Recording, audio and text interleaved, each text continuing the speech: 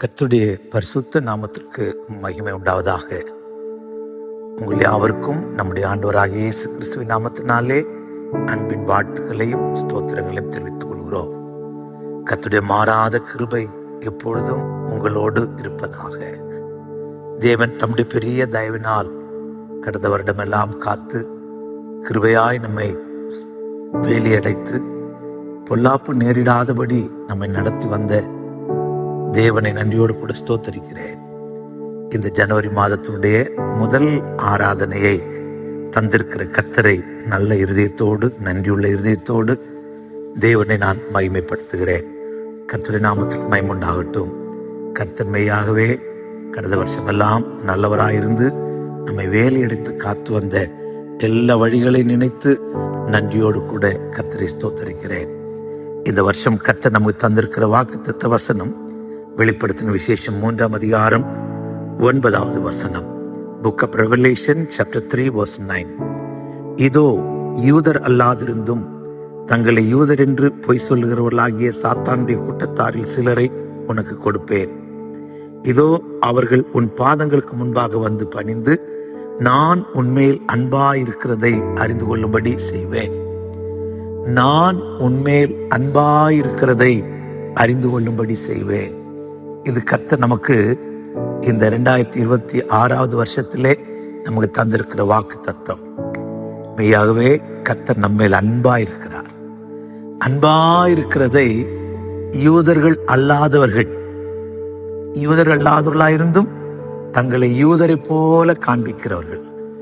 யூதர்கள் என்றால் துதிக்கிறவர்கள், ரட்சிக்கப்பட்டவர்கள். கர்த்தர் ஸ்தோத்திர, உள்ளத்தில் யூதனானவனே யூதன். ரட்சிக்கப்பட்டவர்களைப் போல தங்களை காண்பித்து, ரட்சிக்கப்பட்டவர்களைப் போல நடித்து பொய்யராயிருக்கிற ஜனங்களுக்கு தேவன் நம்மேல் அன்பாயிருக்கிறது விளங்க பண்ண போகிறார். சாத்தானுடைய கூட்டத்தார், பிசாசனுடைய கூட்டத்தார், தேவனுக்கு தூரமாயிருக்கிற ஜனம், பிசாசின் பிடியில் இருக்கிற ஜனத்தையும் அவர்களுக்கு முன்பாக கர்த்தர் இந்த வருஷத்திலே உங்களை என்னையும் கர்த்தர் நம்மேல் அன்பாயிருக்கிறதை காண்பிக்க போகிறார். சுருக்கமாய் சொன்னால், தேவன் நம்மேல் அன்பாயிருக்கிறதுனாலே நமக்கு கிடைக்க போகிற நன்மைகளை காண்கிற யூதர் அல்லாதவர்களாயிருந்தும் யூதர் என்று சொல்லுகிறவர்களும் சாத்தானுடைய கூட்டத்தாரும் உங்கள் மேல் என் மேல் அன்பாயிருக்கிறத தேவனை, அவர் நமக்கு தருகிற நன்மைகளை, ஆசீர்வாதங்களை பார்த்து இவர்களோடு கூட கர்த்தர் இருக்கிறார் என்பதை அறிந்து கொள்ள செய்ய போகிறார். உண்மையாகவே நாம் சந்தோஷப்படுவோம். ரட்சிக்கப்பட்ட ஜனமானாலும் ரட்சிக்கப்படாத ஜனமானாலும், சொந்தங்களானாலும் பந்தங்களானாலும், கர்த்தர் ஸ்தோத்திரம் நம்மை விட்டு தூரம் போனவர்களானாலும், கர்த்தர் ஸ்தோத்திரம் நம்மை தூஷிக்கிறவர்களானாலும், சத்துருக்களாயிருந்தாலும் கர்த்தர் அவர்களுக்கு முன்பாக இந்த வருஷத்துல ஒரு வித்தியாசத்தை உண்டு பண்ண போகிறார். உங்க மேல என் மேல கர்த்தர் அன்பாயிருக்கிறதை அவர்கள் அறிந்து கொள்ள போகிறார்கள். அவர்கள் காண போகிறார்கள். எத்தனை பேருக்கு சந்தோஷம், எத்தனை பேருக்கு மகிழ்ச்சி. உங்க மேல என் மேல கர்த்தர் அன்பா இருக்கிறது. யோசேப்போடு கூட கர்த்தர் இருந்ததை போத்திபார் அறிந்தது போல கர்த்தர் ஸ்தோத்திரம் நம்மோடு கூட கர்த்தர் அன்பா இருக்கிறதை ஜாதிகள் அறியும்படி, யூதரல்லாதவர்கள் அறியும்படி இந்த வருஷத்துல உங்களுக்கு எனக்கு கர்த்தர் செய்ய போகிறார். விசுவாசித்து கர்த்தரை மகிமைப்படுத்துவோமாக. கர்த்தர் ஸ்தோத்திரம். கர்த்தர் நம்மேல் அன்பா இருக்கிறதுனால கர்த்தர் ஸ்தோத்திரம் நமக்கு நிறைய நன்மைகளை தருவேன் என்று 1ஆம் தேதி நாம் வாக்குத்தத்த செய்தியில கேட்டோம். அன்பா இருக்கிறதுனால சொந்த குமாரனையே நமக்காக கொடுத்து நம்மை நேசித்த தெய்வம், சொந்த குமாரனையே கொடுத்தவர், அதோடு கூட மற்ற எல்லாவற்றையும் அருளாதிருப்பது எப்படி? அப்படியானால் சொந்த குமாரனையே கர்த்தர் கொடுத்தார். சொந்த குமாரனையே நமக்கு கர்த்தருக்கு ஸ்தோத்திரம் கொடுத்தவர். அந்த சொந்த குமாரனாகிய இயேசுவோடு கூட நமக்கு வேண்டிய எல்லாவற்றையும் கர்த்தருக்கு ஸ்தோத்திரம் அவர் நமக்கு செய்வார். அதனால்தான் போவாஸ் ரூத்தை பார்த்து சொன்னார், மகளே நீ பயப்படாதே, உனக்கு வேண்டியபடி எல்லாம் செய்வேன். உனக்கு வேண்டியபடி எல்லாம் கர்த்தர் செய்து உன்னை ஆசீர்வதிக்க அவர் போதுமானவராக இருக்கிறார். உனக்கு வேண்டியவைகள் எல்லாம் அவர் கொடுப்பார். கர்த்தர் ஸ்தோத்திரம் மற்ற எல்லாவற்றையும் அருளுவார். விசுவாசித்து சொந்த குமாரனையே தந்த தெய்வமே, எனக்கு வேண்டிய எல்லாவற்றையும் பூமிக்குரிய, ஆவிக்குரிய, சரீரத்துக்குரிய கர்த்தர் ஸ்தோத்திரம் எல்லா நன்மைகளையும் எனக்கு தந்து ஆசீர்வதிங்க, எனக்கு தாருங்கன்னு கேட்போம். கர்த்தராலே பெற்றுக்கொள்கிற மனுஷராய் மாறுவோம். கர்த்தராலே வருகிற சமாதானம், கர்த்தரால் வருகிற இரக்கம், கர்த்தரால் வருகிற கிருபை, கர்த்தரால் வருகிற சுகம், நமக்கு வேண்டிய எல்லாவற்றையும் ஆண்டவரிடத்துல பெற்றுக்கொள்வோம். கர்த்தர் ஸ்தோத்திரம். இந்த வாரம் கர்த்தருடைய நாமத்துக்கு மகிமை உண்டாகட்டும். நம்மேல் அன்பாயிருப்பதற்கு இன்னொரு அடையாளத்தை கர்த்தர் நமக்கு செய்கிறார். கர்த்தருடைய நாமத்துக்கு மகிமை உண்டாகட்டும். என்னன்னு சொன்னா, நமக்கு முன்பாக திறந்த வாசலை வைப்பேன் என்று சொல்லுகிறார். 3ஆம் அதிகாரத்திலே வெளிப்படுத்தல் 3:8 கிரியைகளை அறிந்திருக்கிறேன். உனக்கு கொஞ்ச பலன் இருந்தும் நீ என் நாமத்தை மறுதலியாமல் என் வசனத்தை கை கொண்டபடினாலே இதோ திறந்த வாசலை உனக்கு முன்பாக வைத்திருக்கிறேன், அதை ஒருவனும் பூட்ட மாட்டான். கர்த்தர் ஸ்தோத்திரம். நம்முடைய ஆண்டவர் இந்த அன்பாயிருக்கிறதின் முகாந்திரம், நம்மேல் அன்பாயிருக்கிறதை விளங்க பண்ணுவதற்காக ஒரு திறந்த வாசலை இந்த ஜனவரி மாதத்துல கர்த்தர் வைத்திருக்கிறார். நீங்களும் நானும் இந்த திறந்த வாசலுக்குள்ளே பிரவேசிக்கணும். கர்த்தர் ஸ்தோத்திரம். ஒருவனும் அதை பூட்ட மாட்டான். நம்முடைய ஆண்டவருக்கு ஒரு பெயர் இருக்கிறது. இதே அதிகாரத்திலே 8வது வசனத்திலே 7ஆம் வசனத்திலே படிக்கும்போது,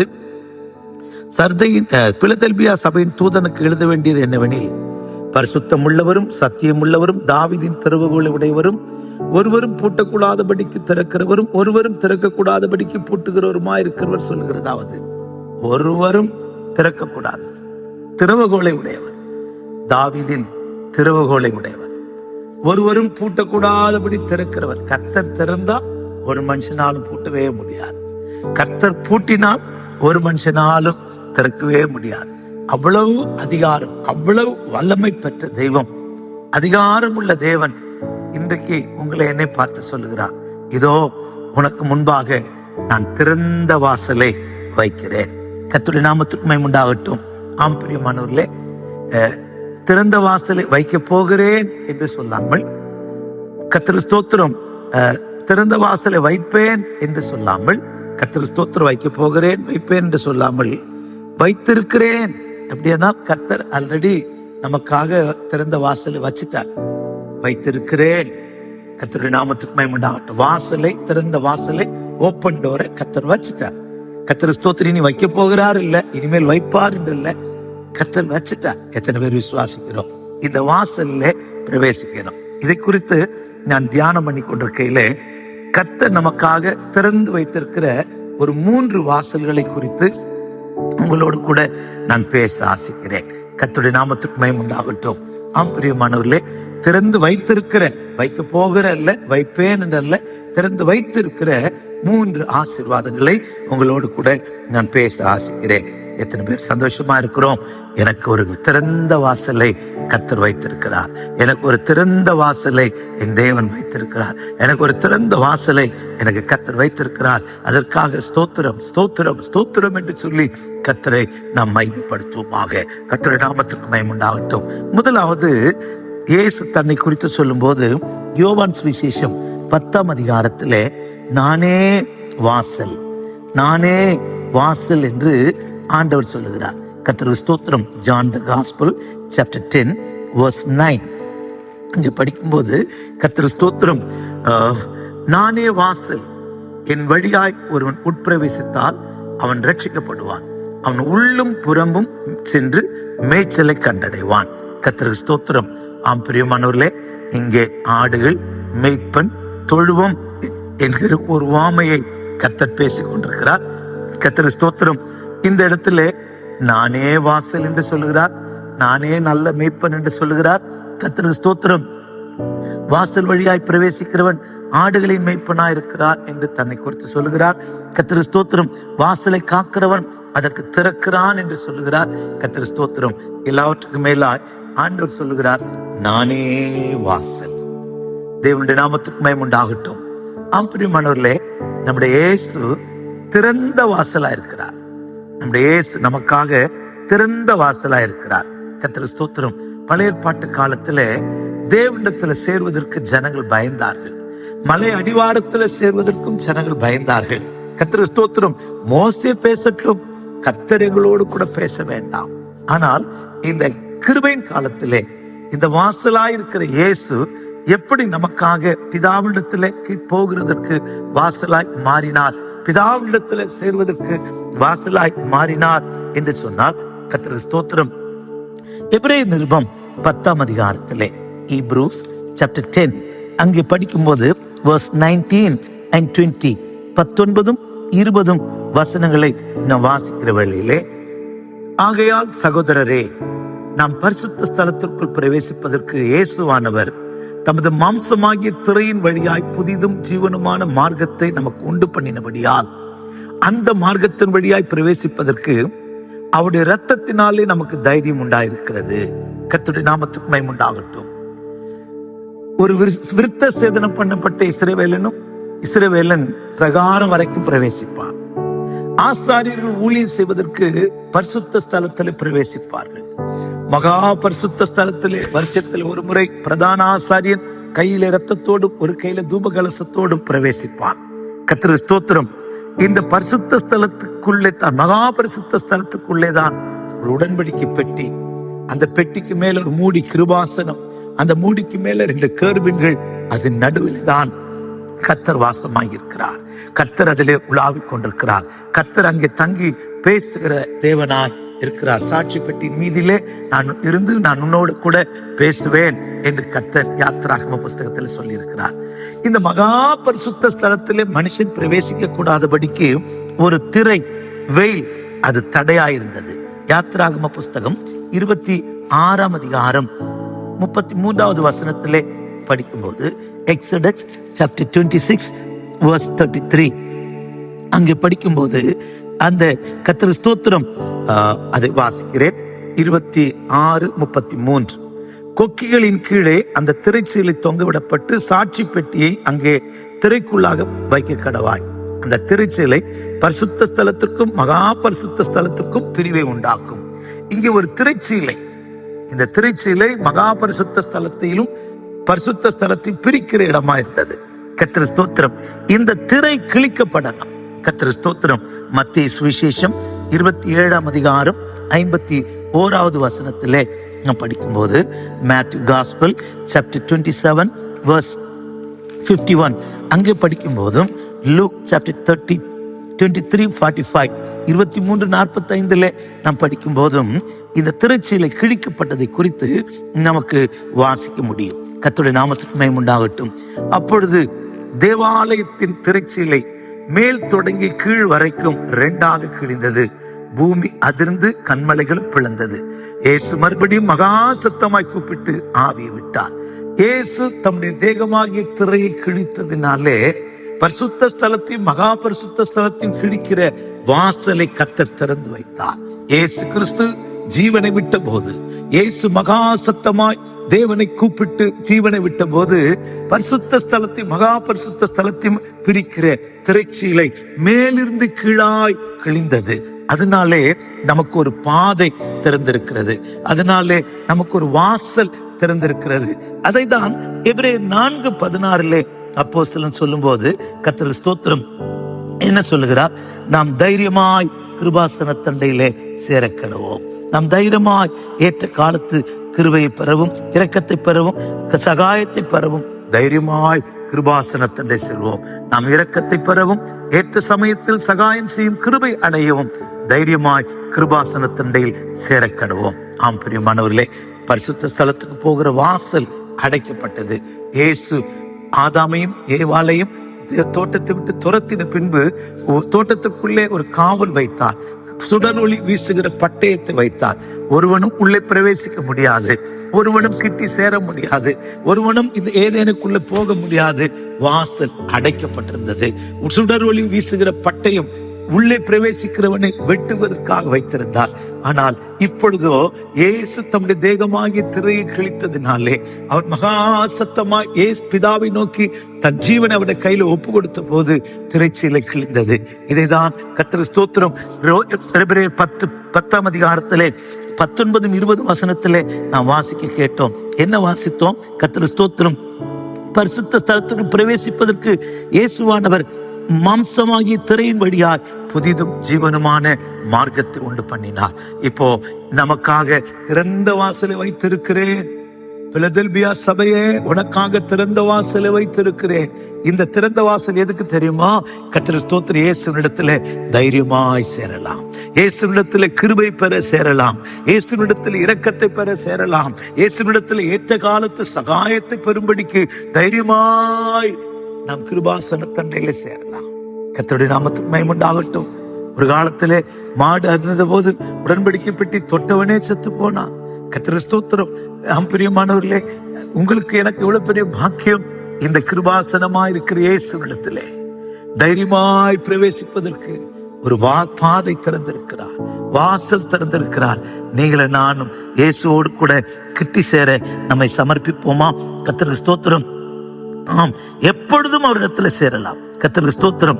எந்த நேரத்திலும் அவரோடு சேரலாம். இயேசுவின் மரணத்தினால் பிதாவிடத்துல சேருகிற ஒரு பெரிய வாசலை கர்த்தர் திறந்திருக்கிறார். ராத்திரியிலேயோ பகல்லையோ நடுஇரவிலோ எப்போதும் எப்ப வேணுமானாலும் இயேசுவினிடத்துல வரலாம். அதனாலதான் இயேசு சொன்னார், என்னிடத்துல வருகிற ஒருவனையும் நான் புறம்பே தள்ளுவதில்லை. அருமையான தேவனுடைய பிள்ளையே, இந்த திறந்த வாசல் அப்படின்னு ஒன்னே எனக்கு கர்த்தர் ஒரு பெரிய பிசினஸ் திறந்துட்டார், எனக்கு பெரிய நன்மையை திறந்துட்டார் நினைச்சுக்காதே. திறந்த வாசலை வைக்க போகிறேன் இல்லை, வைத்திருக்கிறேன். திறந்த வாசலை உனக்கு முன்பாக வைத்திருக்கிறேன். கர்த்தருக்கு ஸ்தோத்திரம். ஆம், அதை தான் அறிந்து கொள்ள போகிறார். கர்த்தருக்கு ஸ்தோத்திரம்.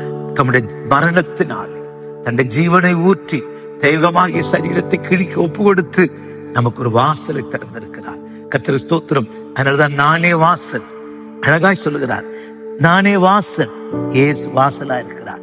ஒருவன் அவரிடத்துல பிரவேசித்தால் உள்ளும் புறம்பும் மேய்ச்சலை கண்டடைவான். கர்த்தருக்கு ஸ்தோத்திரம். உள்ளும் புறம்பும் ஒரு என் வழியாய் ஒரு முற்பிரவேசித்தால் ரட்சிக்கப்படுவான்.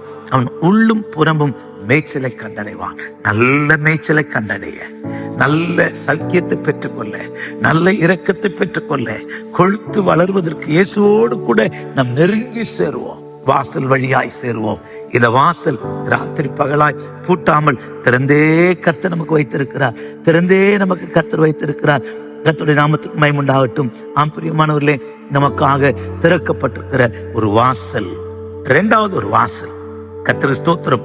கர்த்தருடைய கண்கள் எப்போதும் திறந்திருக்கிறதா?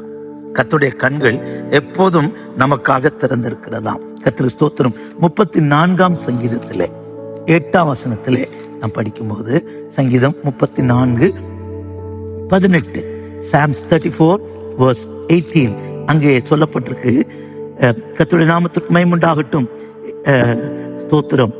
நீதிமான் கூப்பிடும் போது கேட்டு 34:18, நீதிமான்களுக்கு வரும் இந்த மாதிரி நொறுங்குண்ட இருதயம் உள்ளவர்களுக்கு தேவன் சமீபமாயிருந்து, கர்த்தருடைய ஸ்தோத்திரம், நறுங்குண்ட ஆவி உள்ளவர்களை கர்த்தர் ரட்சிக்கிறார். கர்த்தருடைய நாமத்துக்கு மகிமை உண்டாகட்டும். நீதிமான்கள் கூப்பிடும் போது 17வது வசனம், மன்னிக்கணும், 17th verse. நீதிமான்கள் கூப்பிடும் போது கர்த்தர் கேட்டு அவர்களுக்கு அவருடைய எல்லா உபத்திரவங்களுக்கு நீங்களாக்கி விடுவிக்கிறார். கர்த்தருடைய நாமத்துக்கு மகிமை உண்டாகட்டும். பிரியமானவர்களே, நீதிமான்கள் மேல் கர்த்தருடைய கண்கள் நீதிமான்கள் மேல் நோக்கமா இருக்கிறது. கர்த்தருடைய கண்கள் நீதிமான்கள் மேல் நோக்கமா இருக்கிறது. அவருடைய செவிகள் அவர்கள் கூப்பிடுதலுக்கு திறந்திருக்கிறது. கர்த்தருடைய செவிகள் தேவனுடைய கூப்பிடுதலுக்கு திறந்திருக்கான். கர்த்தருடைய கண்கள் திறந்திருக்கிறது, செவிகள் திறந்திருக்கிறது. இதைதான் சாலமோன் ராஜா அவர் ஆலயத்தை கட்டி பிரதிஷ்டிக்கும் போது இவ்விதமாய் சொல்லுகிறார். கர்த்தருக்கு ஸ்தோத்திரம். ஆண்டவரே, இந்த ஆலயத்தில் ஒருத்தர் வந்து ஜெபம் பண்ணினா உங்களுடைய கண்கள் திறந்தவைகளும் செவிகள் கேட்கிறவைகளுமாய் இருக்கணும். ஆண்டவரே, 6ஆம் அதிகாரம் 2 நாளாகம புஸ்தகம் 6ஆம் அதிகாரம் 20ஆம் வசனம் 40வது வசனம் இதெல்லாம் படிக்கும்போது, உமது அடியேன் விடத்தில் செய்யும் விண்ணப்பத்தை கேட்க என் நாமம் விளங்கும் என்று நீ சொன்ன ஸ்தலமாகி இந்த ஆலயத்தின் மேல் உம்முடைய கண்கள் இரவு பகலும் திறந்திருப்பதாக. கர்த்தருக்கு ஸ்தோத்திரம். 40வது வசனம், 2 Chronicles chapter 6:40, அங்கே படிக்கும்போது கர்த்தருக்கு ஸ்தோத்திரம் என்ன சொல்லப்பட்டிருக்கிறது?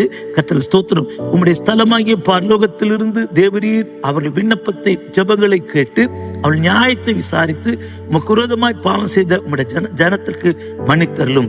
இப்பொழுதும் என் தேவனே, இந்த ஸ்தலத்தில் செய்யப்படும் விண்ணப்பத்திற்கு உம்முடைய கண்கள் திறந்தவைகளும் உம்முடைய செவிகள் கவனிக்கிறவர்களுமாய் இருப்பதாக. ஆண்டவரே, ஆலயத்தில் வந்து ஜெபிக்கும் போது கண்கள் திறந்தவைகளும் செவிகள் கேட்கிறவர்களுமா இருக்கணும். அதுக்கு ஆண்டவர் என்ன பதில் சொல்றாரு தெரியுமா? 7ஆம் அதிகாரம் 15ஆம் வசனத்திலே, 2 Chronicles chapter 7 verse 15, 2 நாளாகமும் 7:15, இந்த ஸ்தலத்திலே செய்யப்படும் ஜெபத்திற்கு என் கண்கள் திறந்தவைகளும் என் செவிகள் கவனிக்கிறவளுமாயிருக்கும். ஆலயத்தில் வந்து செய்யப்படுகிற ஜெபத்திற்கு கண்கள் திறந்தவைகளும்.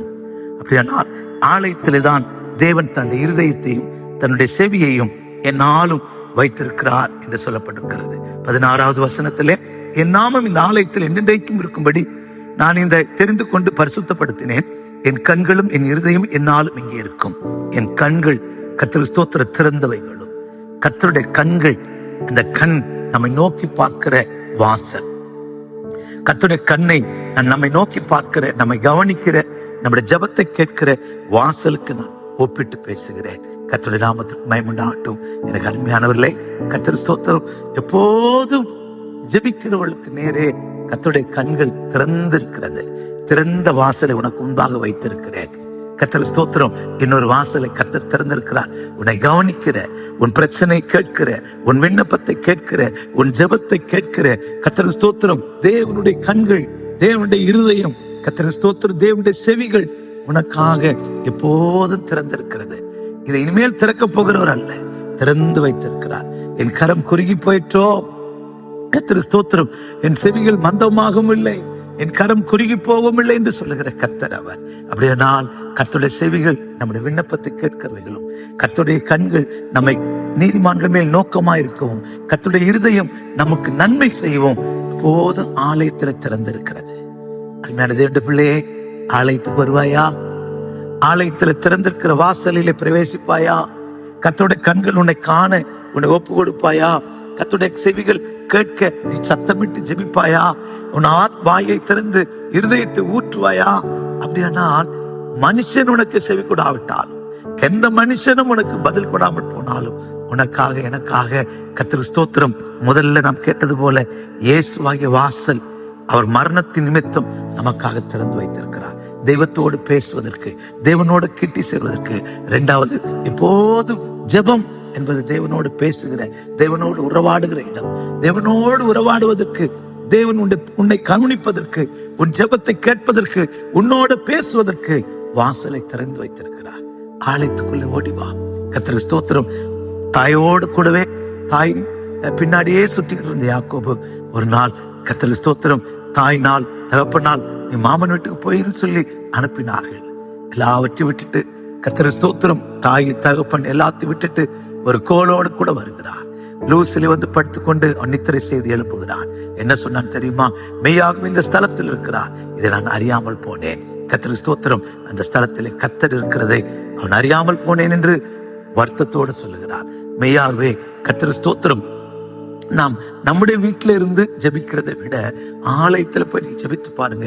கர்த்தர் ஸ்தோத்திரம். அன்னால் ஆலயத்தில் இருதயத்தை ஊற்றினார், தேவன் அவருடைய இருதயத்தை மாற்றினார். கர்த்தர் ஸ்தோத்திரம். இப்படி நிறைய அனுபவங்களை எசேக்கியா, கர்த்தர் ஸ்தோத்திரம், அசீரிய ராஜா நிருபத்தை விரித்து கர்த்தர் ஸ்தோத்திரம் ஆலயத்தில் ஜெபித்தார். கர்த்தர் ஸ்தோத்திரம். கர்த்தர் ஆதரவாயிருப்பேன் சொன்னார், ஆதரவாயிருந்தார். கர்த்தருடைய நாமத்துக்கு மகிமை உண்டாகட்டும்.